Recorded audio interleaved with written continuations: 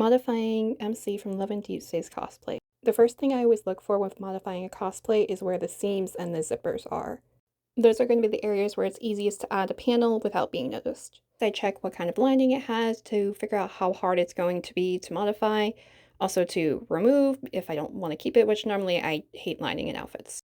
I decided that I was just going to wear my own jeans and just modify the corset top for this outfit. Of course, we have to try on the top to see how much of a difference we're actually looking at. Here, I'm looking at how the back is assembled with all the straps. This is super important for assembly later to make sure that everything is sitting right, especially because I'm going to be putting the panels right in the back.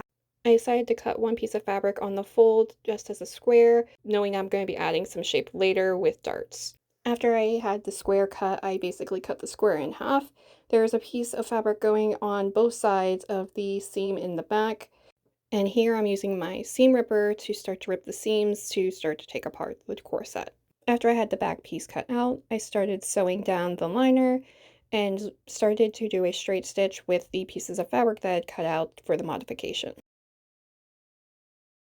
Once that was sewn on, I pinned the sides together to make sure that it fit on the width and that I didn't need to take any more fabric in or anything like that.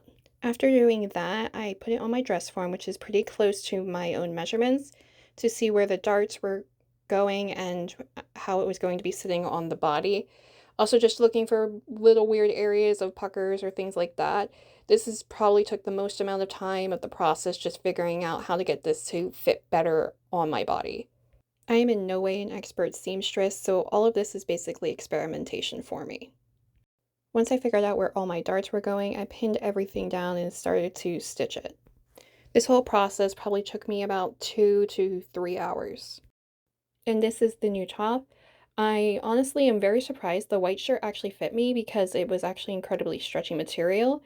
For the belt pieces, I'm actually just going to buy new belt pieces because it's more cost efficient to do it that way. I am by far no expert seamstress, so if you have any recommendations of how I could do better, please let me know in the comments.